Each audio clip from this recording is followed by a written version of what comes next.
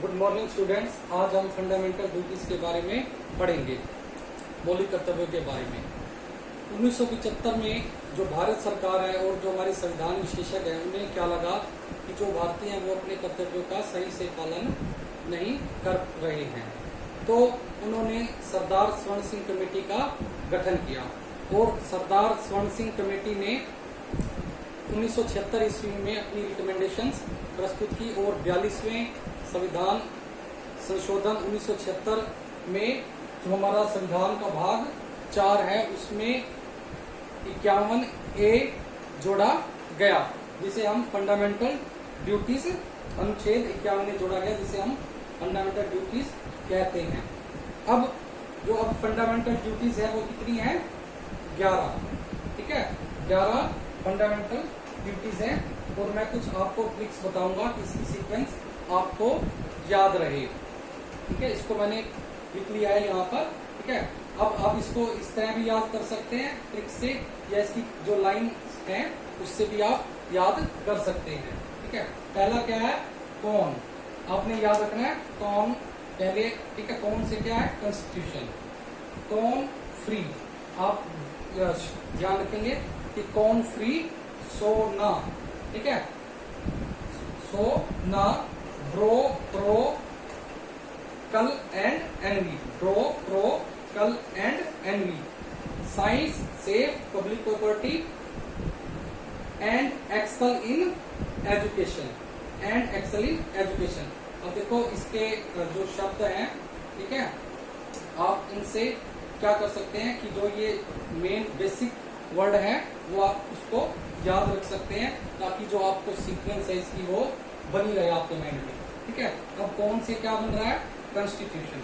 Free से freedom, so से sovereignty, ना से नेशनल सर्विसेज, ब्रो से brotherhood, pro culture protect culture, envi से एनवायरमेंट। ठीक है, science scientific temper, public property, x से एक्सीलेंस। ठीक है, एजुकेशन से एजुकेशन ध्यान में रखना है। ठीक है, तो इसको हम अभी डिटेल से करेंगे, लेकिन ये मैंने इसलिए लिखा है ताकि आपको जो इसकी सीक्वेंस है वो याद रहे, या फिर हम इस लाइन को भी माइंड में रख सकते हैं। Constitution gives freedom to be sovereign nation, but we need to live as brothers, protect culture and environment, scientific temper is necessary among public to excel, for this all children should go to school। ठीक है, all children should go to school का मतलब education, मतलब getting education। ठीक है, अब इस line से भी आप शब्द इसी तरह उठा सकते हैं। देखो पहला क्या है? कॉन्स्टिट्यूशन, दूसरा फ्रीडम, तीसरा सोवरेन है सोवरेनिटी, चौथा नेशन नेशनल सर्विसेज, पांचवा brothers brotherhood, culture protect culture and environment, सातवां scientific temper is necessary among public property, x से excellence, and for this all children should go to school means education. ठीक है, अब इसके जो parts है मतलब ए से लेके के तक दिए गए हैं। ठीक है, ए से के। अब जो ये के है ये 86वें संविधान संशोधन 2002 के द्वारा इसमें जोड़ा गया है। ठीक है, अब आप इसको नोट कर ले। ठीक है, अब मैं इसको लिख रहा हूं ताकि हम इसकी जो सीक्वेंस है उसको कर सकेंगे। ठीक है, अब पहला है कॉन्स्टिट्यूशन। ठीक है, अब कॉन्स्टिट्यूशन में क्या है? इसमें पहले में क्या है? To abide by the constitution and respect its ideals and institutions, the national flag and national anthem, मतलब जो संविधान है उसका पालन करना, इसके आदर्शों का पालन करना, इसकी संस्थाओं, राष्ट्रीय झंडे और राष्ट्रीय गान का सम्मान करना। ठीक है, पहले में ये दिया गया ए में। ठीक है, फंडामेंटल राइट है जो वो हमारा पहला क्या है? कॉन्स्टिट्यूशन। ठीक है, अगला है फ्री, फ्रीडम। ठीक है। अब इसमें क्या कहा गया है, to cherish and follow the noble ideals which inspired our national struggle for freedom. Freedom की बात कीजिए तो नेशनल स्ट्रगल फॉर फ्रीडम मतलब उन उच्च आदर्शों का सम्मान और पालन करना जिन्होंने हमारी स्वतंत्रता के लिए राष्ट्रीय संघर्ष को उत्प्रेरित किया। ठीक है। अब सोना, सोनिटी, ठीक है, ये मेन वर्ड है।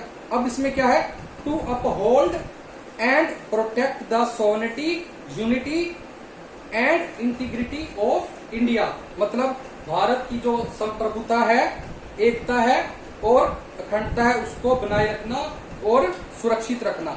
अगला क्या है, नेशनल सर्विस। एन से क्या था, सोना।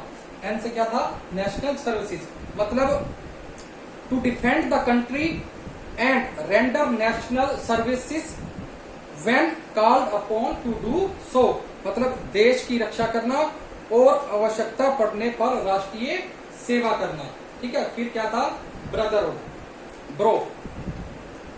अब इसके अंदर क्या है, to promote harmony and spirit of common brotherhood among all people of India transcending religion, linguistic and regional और sectional diversity, to renounce practice derogatory to the dignity of women.